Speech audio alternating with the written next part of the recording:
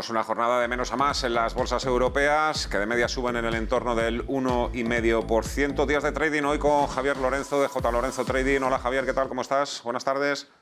Hola Fernando, muy buenas. Y con Marc Rives de Black Bear. Hoy se han intercambiado los papeles Marc y Gisela Turacini. Hola Marc, muy buenas tardes.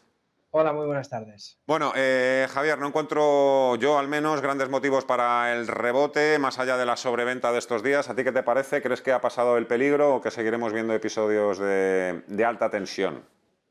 A ver, está claro que eso es muy complicado de saber, ¿no? Porque al final, justo lo estábamos comentando Marc y yo ahora antes de arrancar, es como que dependemos demasiado de cosas exógenas al mercado, ¿no? Sobre todo, principalmente, tema pandemia, ¿no? Que parece que es ahora algo que preocupa mucho. Y al final es un tema que genera mucha incertidumbre. Entonces, sobre todo para mí, algo que podemos tomar como referencia es el VIX, ¿no? El índice de volatilidad, mientras esté, ahí lo vemos, ¿no? Llevamos ya 3-4 sesiones que está claramente por encima de su media de los últimos meses. Ahí se puede apreciar, ¿no? Y sobre todo, obviamente, de temporadas en las que el mercado pues subía alegremente, ¿no? Como 2019, 2017. Entonces, mientras ese VIX se mantenga ahí, yo siempre tomo la referencia del nivel de 20, 21. Mientras se mantenga por encima, hay que ir con mucho cuidado porque en cualquier momento pueden venir bandazos, ¿no? Yo justo ayer lo publicaba en Twitter. La incertidumbre genera miedo y el miedo genera ventas. Por lo tanto, al final, el mercado puede seguir cayendo. Es verdad que hay otros indicadores de amplitud de mercado que, siguiendo su estadística, su histórico, nos marcan que ya estamos cerca de un posible suelo. Entonces, al final ahí hay una situación muy complicada en la que yo prefiero pecar de prudente. A veces la verdad es que nos pueden las prisas y el dinero nos quema en las manos, viendo cómo compañías de calidad, pues en 2 días pierden un 5, un 7%. ¿Crees que empieza a acercarse el momento de comprar, Marc? No, la verdad que la semana pasada ya os comentaba Gisela, ¿no? De que habíamos abierto cortos en el Nasdaq, porque hay una gran divergencia, sobre todo que estamos viendo en los indicadores de sentimiento, el VIX y la renta variable, pero sobre todo, si miramos la amplitud del mercado desde otro punto de vista más largo plazo, estamos viendo como principalmente hay dos industrias que están tirando el mercado hacia arriba. Una es tecnología y la otra es consumer goods. Y de estas dos, miramos en el fondo, estamos viendo autos, que es Tesla, y estamos viendo como computer hardware, que es Apple, están tirando del carro. Luego hay Google, Microsoft, que están ahí un poquito más laterales, pero siguen en máximos. Pero cuidado porque todo lo demás estamos viendo caídas muy fuertes, la amplitud del mercado está muy deteriorada si miramos realmente el trasfondo de las industrias básicas y estamos viendo pautas que creemos que el mercado podría corregir entre un 10 y un 35%, yéndose a la parte baja de esa tendencia alcista secular que vivimos desde el 2009, ¿no? Con lo cual, mucha precaución porque esto, si se cumplen las condiciones que estamos viendo y los bancos centrales insisten como ayer en su política más hawkish, probablemente veamos más profundidad en las correcciones. Creo que es temprano todavía para pensar en comprar. ¿Qué me puedes decir de Inditex? Hoy Marc está rebotando. Ayer perdió más de 5.000 millones de euros en capitalización. Bueno, eso tiene que ver un poco también con lo que vale, ¿no?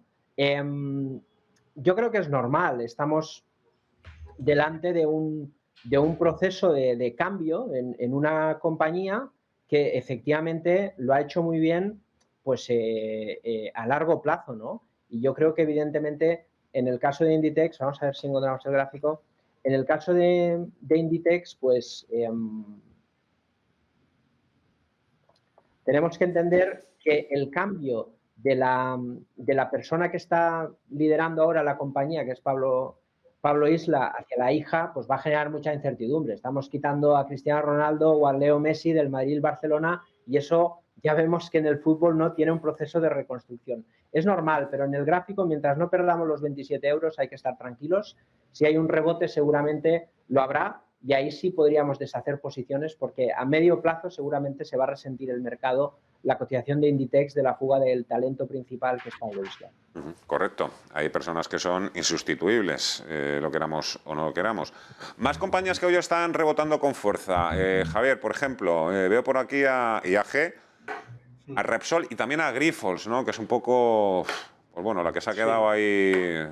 Está muy tontita Grifols, lo digo porque yo también la tengo, ¿eh? Sí, pues a mí si me das a elegir alguna de las tres, yo creo que ahora mismo no me quedaría con ninguna, pero fíjate que Grifols, por ejemplo, como comentas, no es lo que hablamos muchas veces.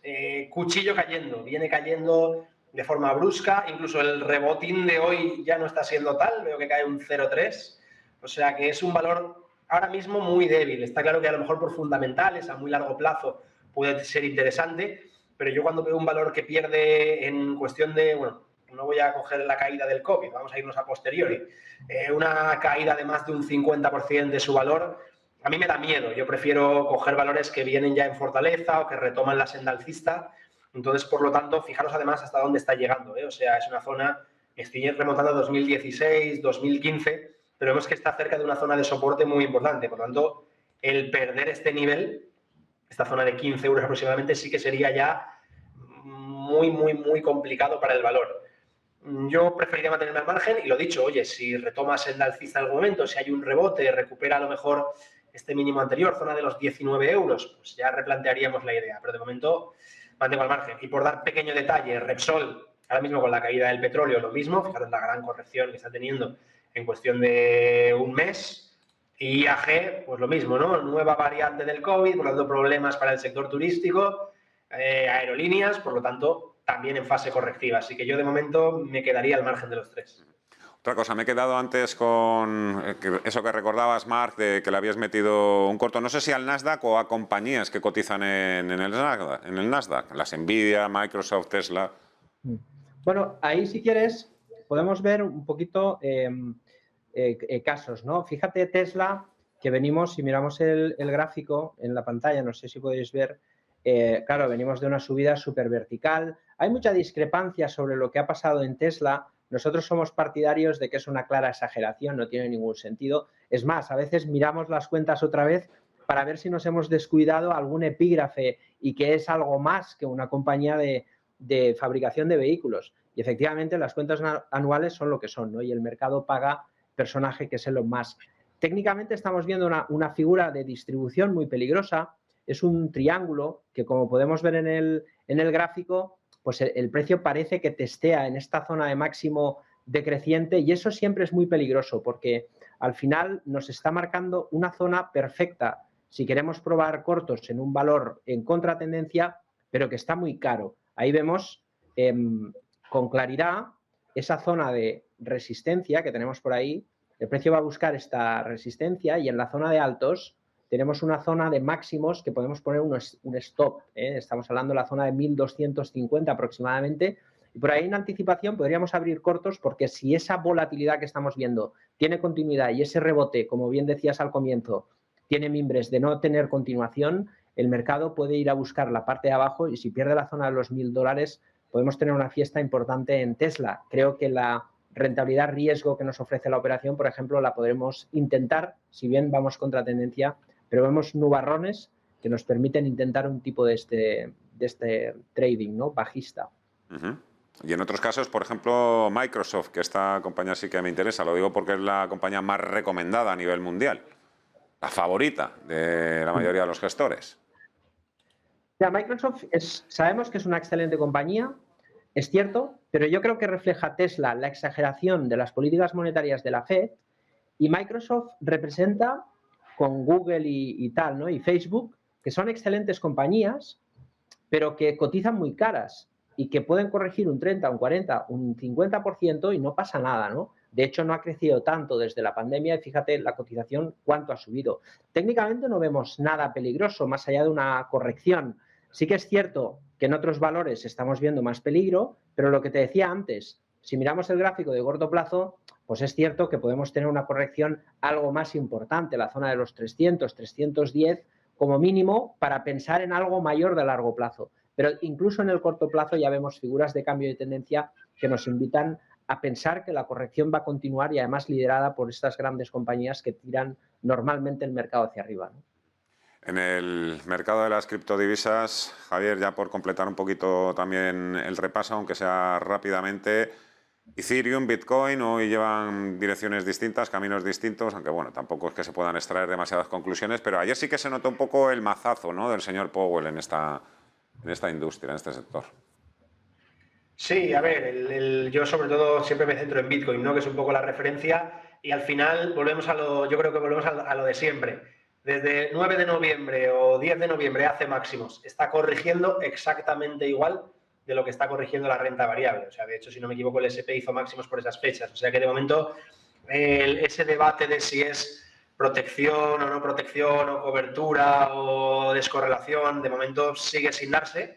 Además tiene una divergencia muy clara, ¿no? Vemos máximos crecientes y aquí vemos máximos decrecientes, activada. Por lo tanto, en principio, si como estamos comentando, siguen estas dudas en la renta variable, vienen caídas considerables, pues el Bitcoin yo pienso que también seguiría corrigiendo. La proyección de esa divergencia nos lleva a la zona de los 48.000, 49.000 dólares y luego pues aquí tiene la siguiente zona de control que está en los 40.000. Al final, yo creo que cuando tú operas en Bitcoin, en criptomonedas, debes de conocer la volatilidad del activo y una corrección de un 30% no tiene que suponer ningún problema si tú confías en el proyecto, en lo que hay detrás a largo plazo, que entiendo que es por lo que la mayoría debería operar Bitcoin y no tener Bitcoin en cartera.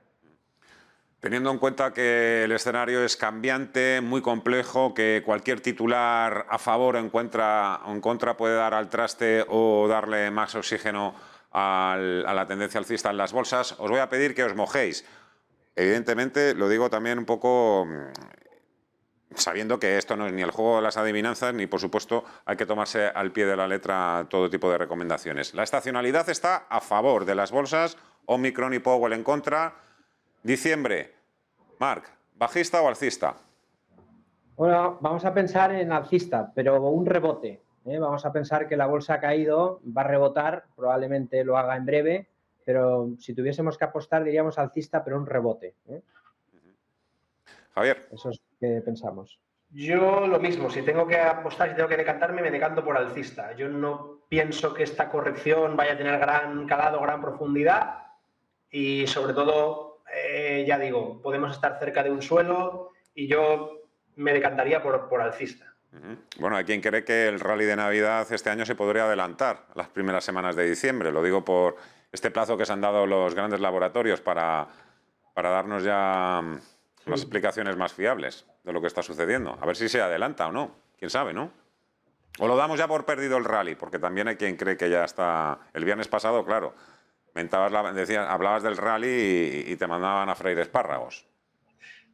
Hombre, yo creo que va a depender un poco de lo que diga Lagarde y sobre todo el virus que le preocupa a los mercados no es el COVID, es las políticas monetarias y el tapering. Ese es el virus que realmente le preocupa a las bolsas, como demostró ayer en la vuelta de Wall Street, con lo cual, si sigue el discurso hawkish, probablemente tengamos mucha más volatilidad.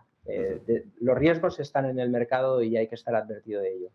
Por cierto, os pregunto, ¿no creéis que está ya la señora Lagarde haciendo un poco de más el ridículo en el sentido de insistir con el temita de la inflación transitoria? Lo digo porque ayer también a Powell, un senador, ya le puso un poco contra las cuerdas y se le veía así ya muy enfadado cuando cambió ya el término transitoriedad y creo que fue inflación permanentemente elevada, ¿no? O algo parecido a lo que dijo. Claro, corre el riesgo de que, antes decía yo al inicio del programa, la crucifiquen políticamente hablando a la señora Lagarde, si sigue por ese camino, Marc. Sí, sí, sin duda. Nosotros hemos venido comentando siempre los problemas que existen y además hay una cosa que hay que tener en cuenta y es que por delante viene el mayor plan de estímulos fiscal de la historia y eso va a la economía productiva. La inflación de la Reserva Federal ha ido a los mercados financieros o incluso afuera de los mercados al capital riesgo, ¿no? Es otro tipo de inflación.